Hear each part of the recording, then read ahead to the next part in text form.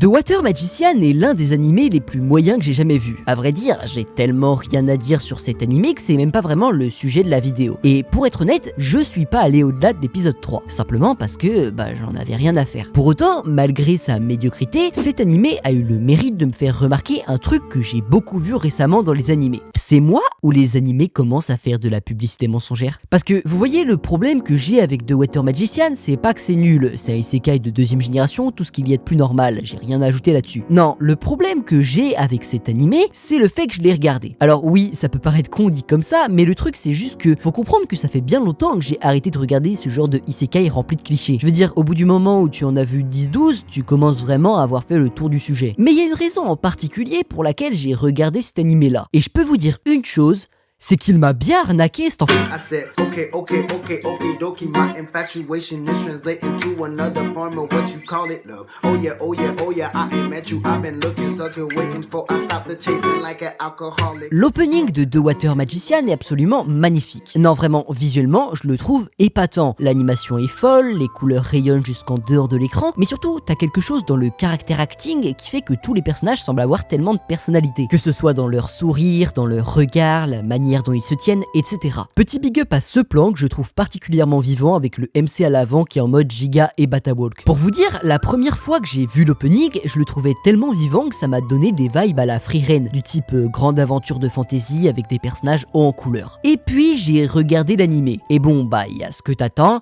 et il y a ce que tu as, quoi. Non, parce que clairement, l'animé n'est pas à la hauteur de ce que vendait l'opening. Je veux dire, je suis pas naïf au point de penser que cette qualité visuelle allait tenir tout au long de la série. Évidemment que c'est bien trop beau pour que le premier isekai un peu bébé devenu puisse se le permettre, mais là, il y a clairement plus rien du tout. L'animation est au chou, l'histoire n'a pas le moindre semblant de personnalité, et putain, mais qu'est-ce que les personnages sont pas intéressants! Ok, on va revenir un peu plus tard sur le cas de The Water Magician, mais pour l'instant, j'aimerais vous parler de quelques autres animés qui ont eu recours à ce que j'appelle une publicité mensongère. Et en parlant de ça, comment ne pas commencer par évoquer le cas de la semi-polémique auquel on a eu le droit en 2020, le premier trailer de la saison 4 de SNK. Bon, on n'est plus en 2021, il n'est plus question d'alimenter la haine sur le SNK de Mappa. Oui, le trailer est plus beau que l'animé lui-même. Oui, on a tous été un peu déçus quand on a vu que les titans étaient en 3D, mais bien sûr que non, l'animé n'est pas moche du tout. En fait, ce qu'il faut comprendre, c'est que la différence de qualité de l'animation ici n'est pas due au fait qu'un groupe d'animateurs soit plus compétent qu'un autre, mais c'est le résultat d'un processus qu'on appelle la pré-animation. Je vous explique. Dans le monde de l'animation, il y a deux manières de réaliser un trailer. La première et la plus courante consiste simplement à prendre des scènes de l'animé et à les montrer d'une manière intéressante. C'est la manière classique et celle qui est utilisée pour la plupart des trailers d'animé. Mais il existe également une deuxième manière, souvent utilisée pour les plus gros animés, qui consiste à faire animer un trailer totalement à part par une équipe d'animation différente. Ainsi, cela permet à la fois de créer un rendu encore plus hypant en y ajoutant des scènes qui ne seront pas forcément dans le produit final, mais surtout, ça permet de poster le trailer très tôt dans la production, alors même que la phase d'animation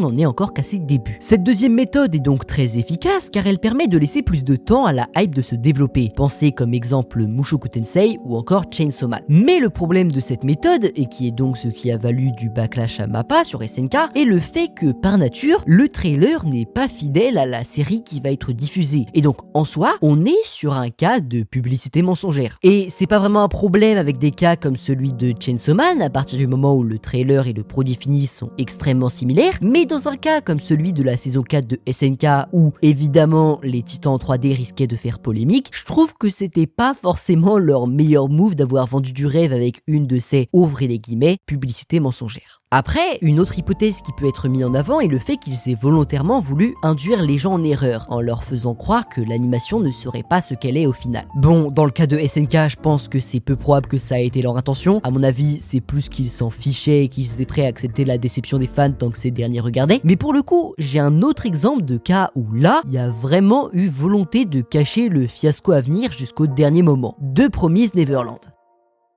Bon, je suis pas là pour faire son procès, mais je pense qu'il n'y a jamais eu dans l'histoire de la Japanimation une saison 2 qui a autant merdé que celle de Deux Promises Neverland. Pour faire la comparaison, dans une de mes dernières vidéos, j'ai fait l'historique de l'échec de Shield Hero et de comment sa saison 2 était ce qui avait fait lâcher beaucoup de gens. Mais comparé au fiasco qu'a été la saison 2 de TPN, honnêtement, celle de Shield Hero c'était pas si mal. Je veux dire, au-delà du fait que les visuels ont carrément décliné, c'est l'histoire et comment elle a été rushée qui a dégoûté tout le monde. La saison 1 adaptait les 37 premiers chapitres du manga, la saison 2 les 144 suivants. En résumé donc, à part les 2-3 premiers épisodes, c'était pas bien. Mais le pire dans l'histoire, c'est que le studio avait clairement compris bien avant la fin de la diffusion qu'il y allait avoir un problème avec comment ils avaient adapté la série. Parce que dans les premiers trailers qu'ils ont diffusés, il n'y avait justement que des moments de ces 2-3 premiers épisodes. C'est marrant d'ailleurs de retourner dans les vieux commentaires des trailers et de voir comment tout le monde était giga hype. Comme par exemple ShyWeeb04 qui nous dit « Je sens que ça va être le fire, j'ai trop hâte ». Ou encore Lilicht3536 qui nous dit « Vous êtes pas prêts pour cette saison ». C'est le cas de le dire, personne n'était prêt. La seule personne qui l'avait vu venir au final était Luniscassi8171 qui nous disait dès la sortie du trailer « C'était pas vraiment ouf par rapport au trailer de la première saison qui partage le même avis ».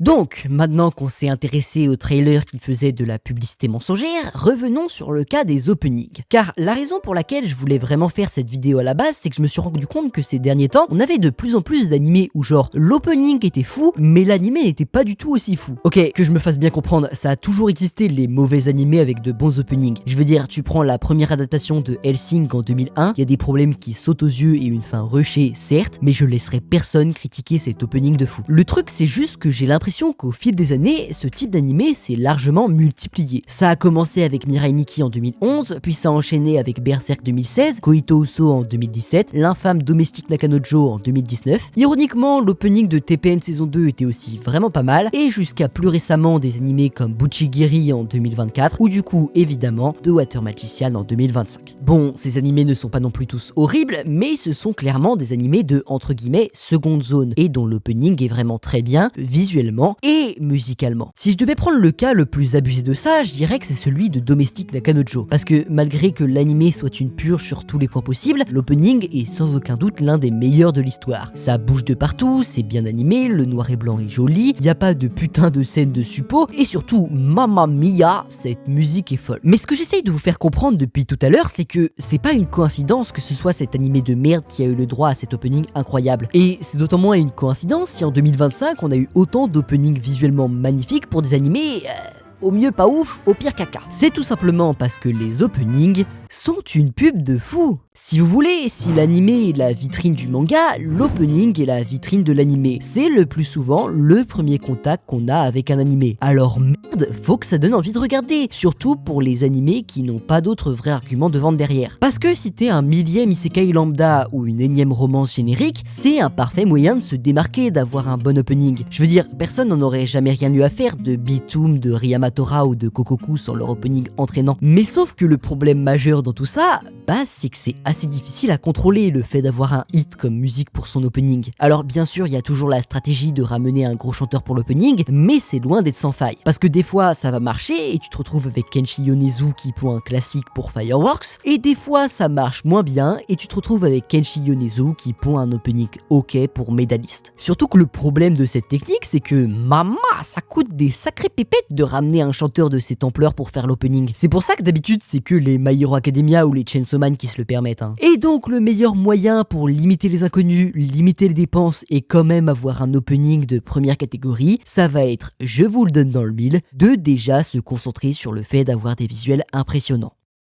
Vous voyez, un bel opening, faut voir ça comme le parfait cache-misère. Parce qu'il y a une raison pourquoi l'opening de Berserk 2016 est entièrement en 2D, simplement parce que personne n'a envie de regarder ça. Bon, certes, c'est clairement pas de la belle 2D, mais c'est toujours mieux que ça. C'est un peu, si vous voulez, un moyen de faire croire que la qualité globale de l'animation a augmenté sans la faire augmenter. Et ça s'est donc particulièrement développé ces dernières années. Ok, quelques exemples de cette année 2025. Ame Tokimito, animé PowerPoint, opening stylisé très joli. Nukitashi, animé ecchi super moche, opening magnifique. Silent Witch, l'animé est honnêtement pas si moche que ça, mais l'opening est clairement un cran dessus. Chitose Izindora Mune Bottle, Alors, ils ont clairement pompé Komi-san, Giromasu, Isekai très moyen et 3D moche, mais opening somptueux. Witch Watch Opening 1, ils ont clairement volé les animateurs de l'opening 26 de One Piece pour le faire. Et évidemment, The Water Magician, je vous en parle depuis le début. Et encore, j'en ai passé plusieurs des animés du type. Mais tout ça pour dire que la hausse de qualité de l'animation des openings a connu une évolution qui n'est clairement pas en adéquation avec une hausse de la qualité globale des animés de seconde zone. Et maintenant, on en arrive donc au moment où je vous expose ma théorie sur ce qu'il se passe réellement.